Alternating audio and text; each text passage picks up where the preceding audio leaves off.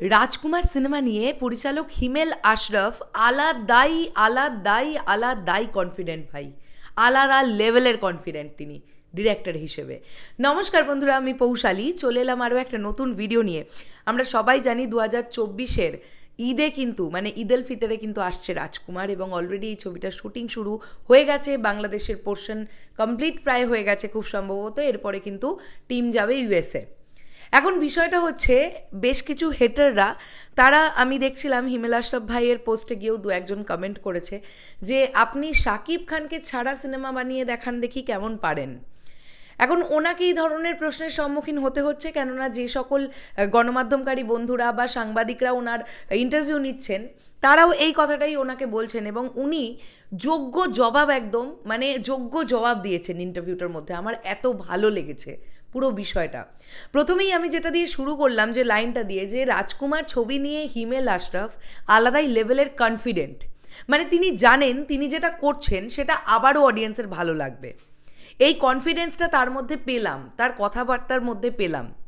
প্রিয়তমা ছবির মধ্যে দিয়ে উনি অডিয়েন্সের নার্ভ বা পালসকে বোঝার চেষ্টা করেছিলেন, এবং সেটাতে উনি সাকসেসফুল।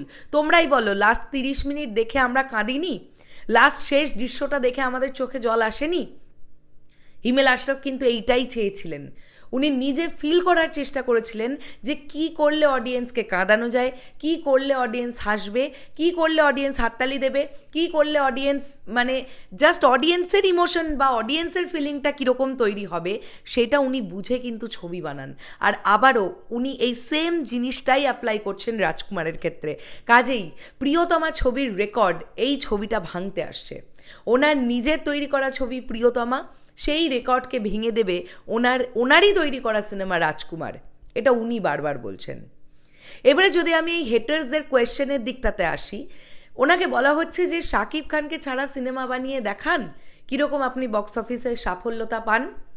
উনি বললেন যে এখন যদি এরকম বলা হয় যে বাংলাদেশের একটা ক্রিকেট ম্যাচ হচ্ছে, সেখানে সাকিব আল হাসানকে ছাড়া খেলা হবে, বা ইন্ডিয়ার কোনো একটা ক্রিকেট ম্যাচ হচ্ছে, সেখানে বলা হলো যে ধোনিকে নিলে চলবে না, ধোনিকে ছাড়া খেলে দেখাও, কেমন জিততে পারো দেখছি।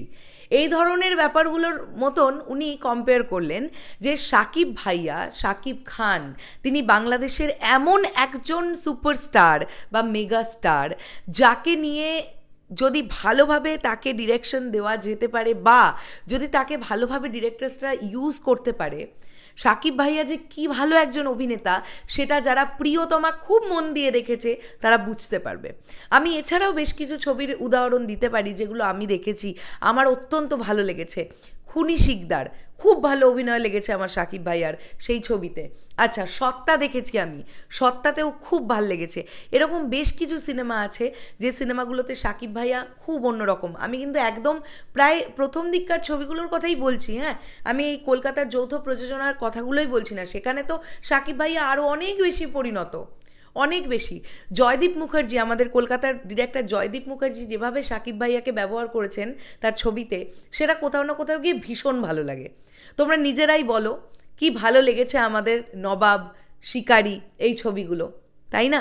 আমার খুব ভাল লেগেছে। তো কোনো পরিচালক যদি খুব বুদ্ধিমত্তার সঙ্গে শাকিব ভাইয়াকে দিয়ে কাজ করিয়ে নিতে পারেন, তাহলে সেই ছবি ভাই অন্যই একটা আলাদা লেভেলের গিয়ে খেলবে। এবং যেটা হিমেল আশরাফ ভাই বলছেন যে তিনি তার ছোটোবেলায় যত সিনেমা হল ছিল তিনি সিনেমা দেখতেন গিয়ে, এবং আমার তার কথা শুনে যেটা মনে হলো, তিনি খুব ভালো একজন অবজারভার।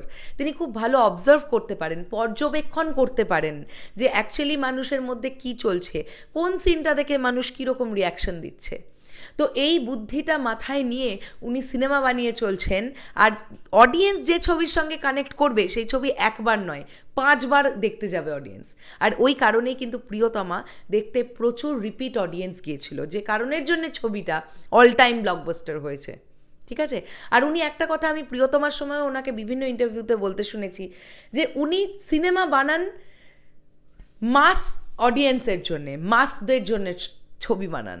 উনি কথা বলছেন, যদি 18 কোটি বাঙালি থাকে তো আমি 15 কোটি বাঙালির জন্য ছবি বানাচ্ছি, আর 3 কোটি যারা উচ্চ শিক্ষিত, প্রচণ্ড শিক্ষিত, তাদের জন্য আমি সিনেমা বানাই না। আর আমার মনে হয় যে মাস যদি ছবি পছন্দ করে সেই ছবিকে ব্লকবাস্টার হওয়া থেকে কেউ আটকাতে পারে না।